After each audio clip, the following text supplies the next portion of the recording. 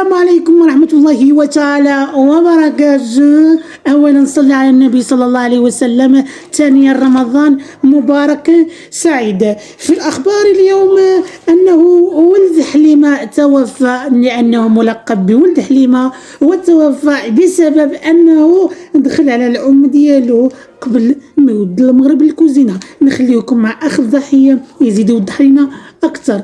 ألو أخ الضحية، لك الخط. واش نقول لك الخوات ديالي الاخ، انا الاخ ديالي هذاك دخل على الوالده قبل ما يود المغرب بشي 30 مينوت، دخل هو يقول لها وين الوالده، شداتو ضرباتو وقتلاتو. دابا الاخ ديالي قام باختراق القوانين المنزليه وهي منادات على الام ديالي اثناء العمليه في المطبخ. واش كاين شي واحد اخويا بعقلو غادي ينادي على الام المغربيه فوقاش وهي كطيب ورمضان هذا وبلاد المقطوع؟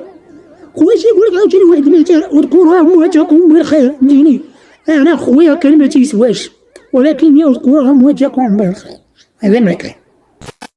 نعم أخ الضحية، عندك الحق أنه هذا الرسالة غادي نقدموها من هذا المنبر هذا، أنك ما تدخلش عند الأم ديالك ونتايا في حالة مازال ما ودنش الأذان ديال المغرب. ندوزو على الخبر التالي اللي هو ديال الأستاذة فاطمة الزهراء الملقبة بفاتي فلوق والمعاناة ديالها مع الأهل ديالها، ولذلك غادي ندوزوها معنا اليوم. ألو فاتي فلوق، لك الخط اختي.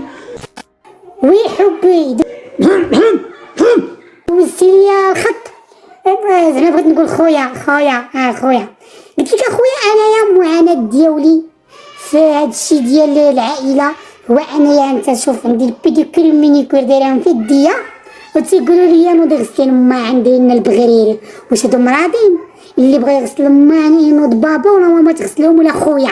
نقطع الخط اختي، نقطع الخط. لا مازال كنسمعك مازال. قطع الخط. دابا كتسمعينا فاتي فلوغ؟